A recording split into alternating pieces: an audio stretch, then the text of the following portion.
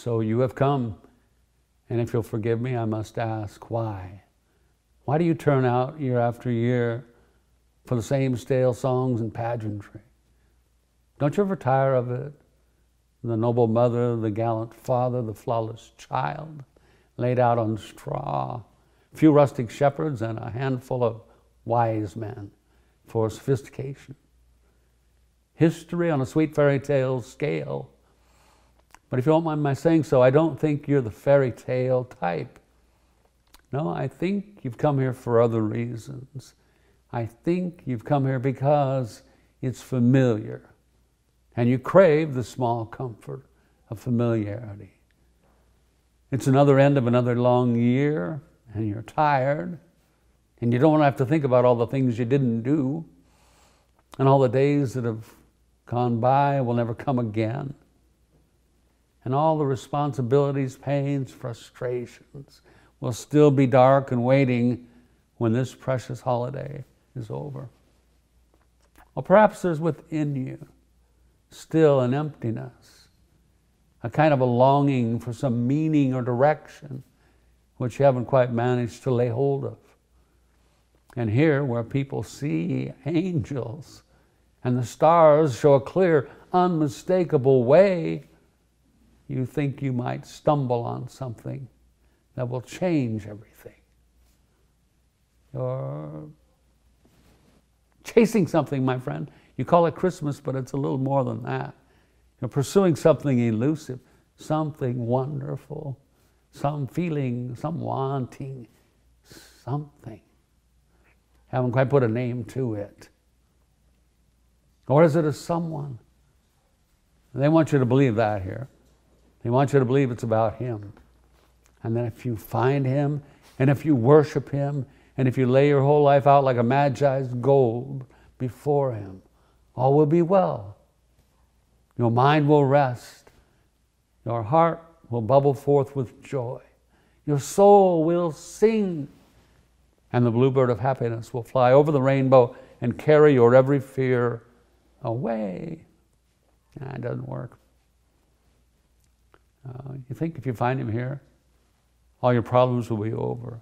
If you find Him here, your problems have just begun. Ask me. Ask me what becomes of those who see the dream, who come face to face with that beautiful child. I know. I was there. You know, a place like this, they often talk to you about truths and often fail to mention truths have consequences. You are all entirely familiar with the truth of the Christmas story. Meet the consequences. Ladies and gentlemen, 3 loyal soldiers of the King, Paulus, Taurus, and Gallio. And I am their captain, Joab, a man who will entrust them with a most important task. Attention! The King has a job for you, a job vital to national security, a mission so crucial it is to be entrusted to you 3 and you 3 alone. It is a matter, and I use the King's own words, of life and death. You will remember the strangers who came through here weeks ago. Men from the East, men in search of a newborn king, a king of the Jews, they said. I need not remind you of how pleased His Majesty was to hear that, nor of the instructions He gave those strangers to return as soon as possible with the location of that new young monarch. Well, they haven't come back. And it is His Majesty's conviction that they won't be back and that someone will have to go and fetch them. Paulus, that someone will be you. Taurus, we have word that shepherds near Bethlehem have been in contact with this baby in the last few weeks. Find out what they know. And Gallio, in the temple, you will find an elderly woman, a prophetess, they say, named of Anna. She has been with this baby in the last few days. Get to the bottom of it. Gentlemen, I cannot stress enough the importance of success and of secrecy. The king is not in a forgiving mood. Bring this baby back or else. Well, if I were you, I would make every effort to be successful. I have my own instructions from King Herod, so I won't be able to accompany you. Do you understand? Any questions? Now, success. Remember, gentlemen, this is a matter of life and death. Yours. So they failed. And you'll remember the king has given me special instructions. Now, this is as good a time as any to tell you what it was. Or perhaps you've already guessed. King Herod is a hard man, but he's no fool.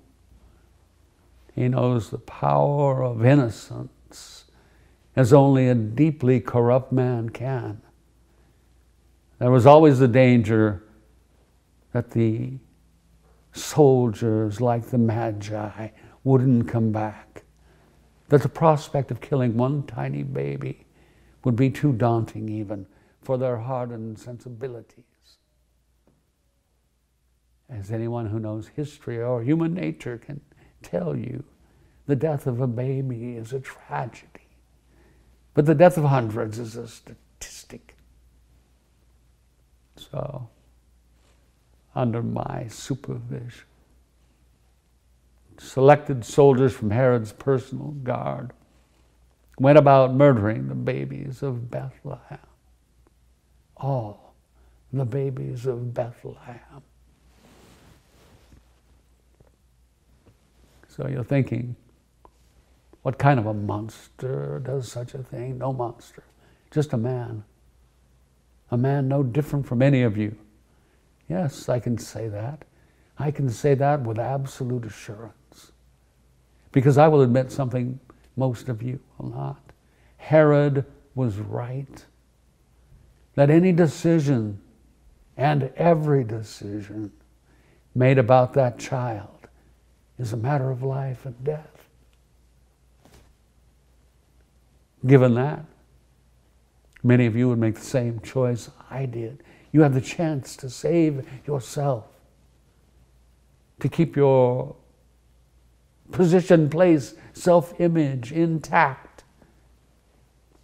If only you can silence the voice of that child. If only you can convince yourself he's not who they say he is. If only that his life was innocent perhaps, but its loss has no real bearing on yours, one way or the other. And then you can go on. You don't have to change anything. You won't lose anything.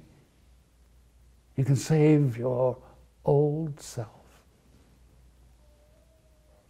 Can you honestly tell me it's any different silencing a tiny cry in the night or silencing the quiet voice in your soul? I tell you, anytime a man or a group of men or a nation or a culture move to silence that child, you can hear the echoes of that bloody night in Bethlehem. That's why you don't talk about me on your Christmas pageant. Not because you don't understand me. It's the angels and magi, shepherds you can't comprehend. I'm as familiar as your next sin. I'm the reminder that this isn't about a warm, fuzzy feeling in the candle glow. This is about life and death. Yours. And me, mine. That Jesus I never could find at the place of his birth, I found at the place of his death. I was put on a crucifixion detail, and when I looked up, there he was. I watched him up on that cross for a long time. And when he died, something inside me died too, doubt. I finally realized what Anna had been talking about, what others had been talking about. Truly, truly, this was the Son of God. If you don't know that now,